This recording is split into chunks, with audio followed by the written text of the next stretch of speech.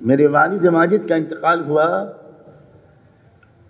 انتقال ہوا، اس کے بعد صبح کو غسل دیا گیا، نماز جنازہ کے لیے جب لے جائے گئے تو جو میں نے دیکھا اپنی آنکھوں سے کہ ان کا دل دھک دھک دھک دھک کر رہا ہے۔ یا اللہ، یہ انتقال کے بعد یہ کیا؟ آج پہلی بار شاید میں یہ بات سنا رہا ہوں۔ کیوں بلال، تمہیں یاد ہے میں نے یہ کبھی سنایا ہے؟ حضرت کو، بڑے حضرت کو بتایا تھا، مجمع میں کبھی بیان نہیں کی۔ حضرت مولانا علی میاں اللہ ان کو اعلیٰ ترین درجہ عطا فرمائے،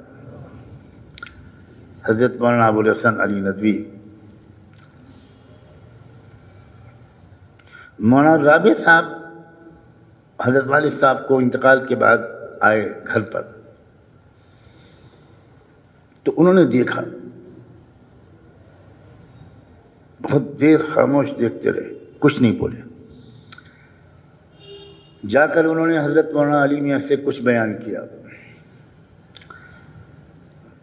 جنازہ کی نماز والد صاحب کی ندوہی میں پڑھی جانی تھی، حضرت مولانا علی میاں گھر آنا چاہتے تھے۔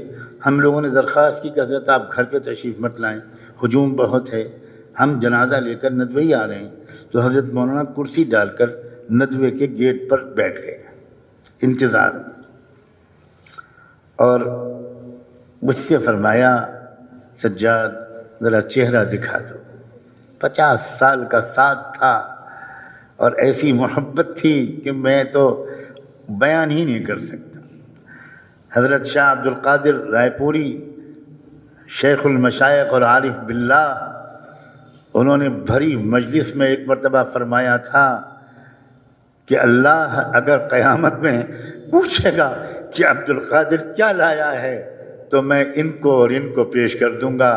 ایک طرف بیٹھے تھے والد صاحب، ایک طرف بیٹھے تھے حضرت مولانا علی میاں، اور کہے گا آپ کا یہ گنوار بندہ عبد القادر ان دو کو لایا ہے اور اس کے پاس کچھ نہیں۔ تو حضرت مولانا علی میاں نے فرمایا سجاد چہرہ دکھا دو۔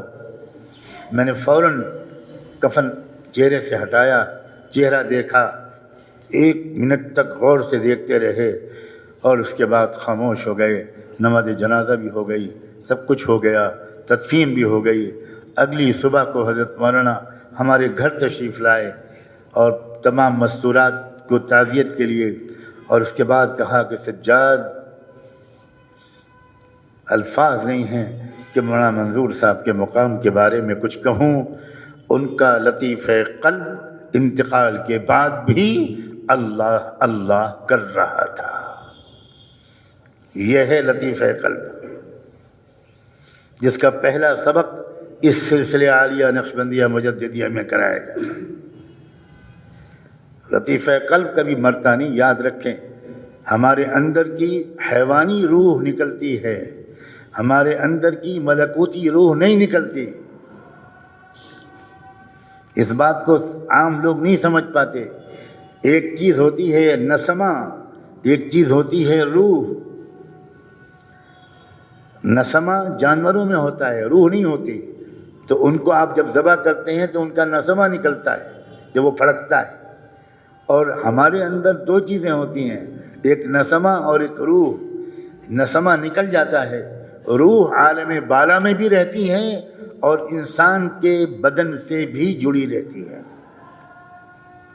اور ایسا ذکر جس کے بعد وہ دل دھڑکتا ہوا نظر آئے، اللہ اکبر، یہ تو اللہ اللہ کر رہا تھا، ابھی بھی کر رہا ہے۔ یہ کیا تھا؟ یہی لطیف قلب کی مشق تھی۔